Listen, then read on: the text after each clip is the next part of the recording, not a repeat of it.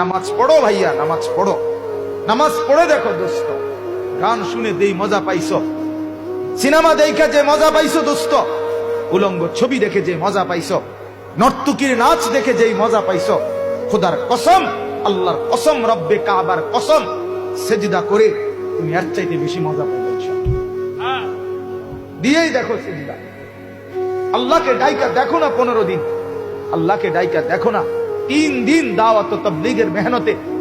3 দিনের জন্য কোন ছেলে, যুবক, কোন মুসলমান গেলে তার জিন্দেগি বদলা যায়, সে আখিরাতের মজা পাওয়া যায়। 40 দিনের জন্য কেউ আল্লাহর রাস্তায় বের হলে মাত্র 40 দিনে জিন্দেগির মজা পাওয়া যায়, আখিরাতের মজা পাওয়া যায়, চেহারার রং বদলায়া যায়, আখলাক বদলায়া যায়। তুমি পাইবা না? তুমি দেখো, দেখো তুমি গুনাহ ছেড়ে দেখো। অশ্লীলতার মধ্যে তৃপ্তি নাই, উলঙ্গ ছবির মধ্যে তৃপ্তি নাই। সেই নারী তো তোমাকে ধোঁকা দিচ্ছে, বেহায়া নারী তো তোমাকে ধোঁকা দিচ্ছে। সে তো তার ব্যবসা করছে, সে তো রূপ যৌবনের ব্যবসা করে।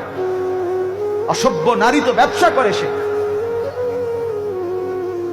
পতিতা তোমাকে সুখ দিবে কিভাবে? অসভ্য নারী তোমাকে সুখ দিবে কিভাবে, আনন্দ দিবে কিভাবে? এজন্য নগ্ন ছবি না দেখে, নারীর ছবি না দেখে, মেয়ের পিছনে না ঘুরে আল্লাহ তাআলার সেজদার আখিরাতের পিছনে ঘুরো। ইনশাআল্লাহ দুনিয়াও সুন্দর হবে, আখিরাতও সুন্দর হবে। আল্লাহ তাআলা প্রত্যেকটা যুবক ছেলেকে তৌফিক দান করেন, হিম্মত দান করেন, কলিজা ভরা মহব্বত দান করেন।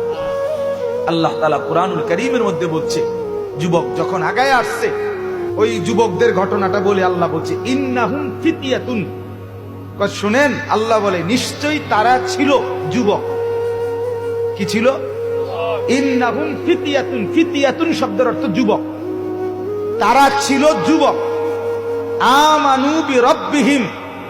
পুরা এলাকা, বাদশাহ, জনগোষ্ঠী সবাই করছিল মূর্তি পূজা। এই 7 জন যুবক, তারা আমি রবের উপরে, আল্লাহর উপরে ঈমান আনছিল। আল্লাহ বলেন ওয়াজিদনাহুম হুদান। আমি আল্লাহ তাদের হেদায়েত, তাদের ঈমান আরো বাড়ায় দিয়েছি।